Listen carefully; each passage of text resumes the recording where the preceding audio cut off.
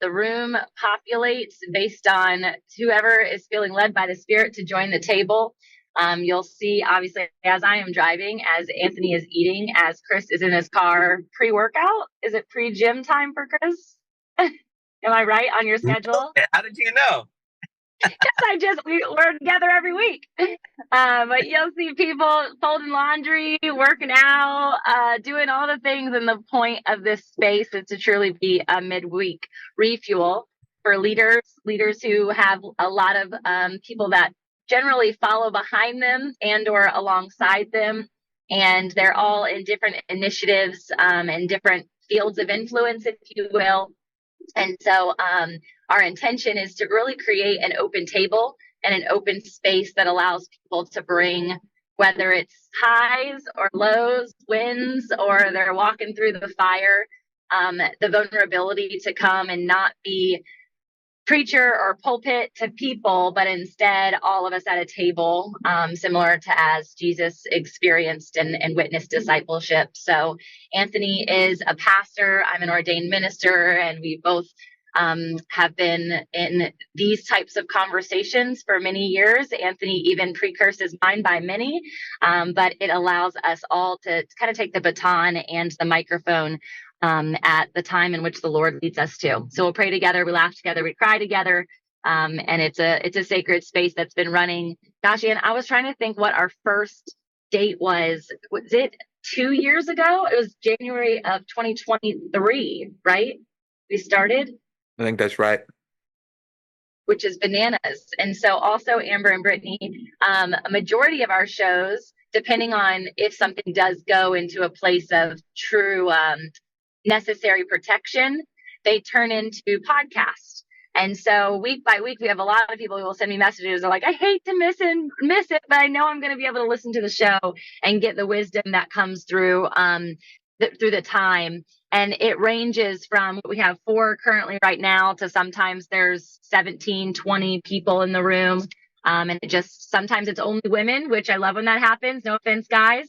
But there's the girl banter, girl chat that gets to happen. And I don't know if you guys have ever had just a dude one. I don't know, maybe. No. No, all the ladies always representing. I love that.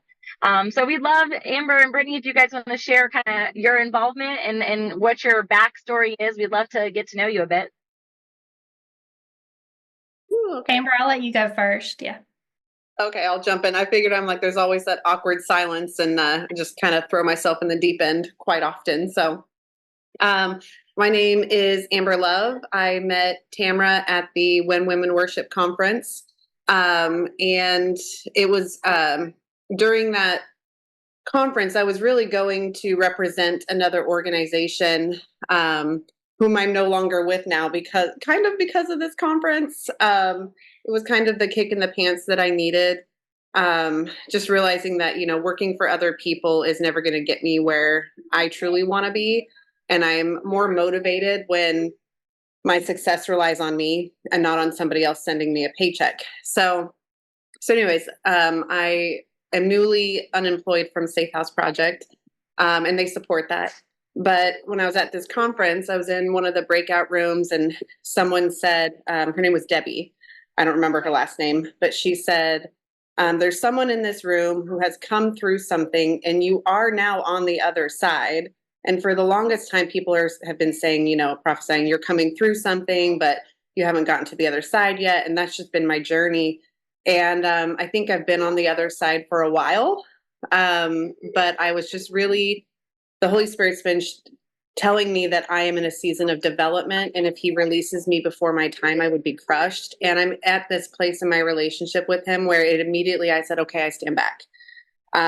Just because I've done so much without him, and none of it successful, and most of it hurtful. So when she said that, it just kind of set in my spirit that, hey, somebody's waiting for your story.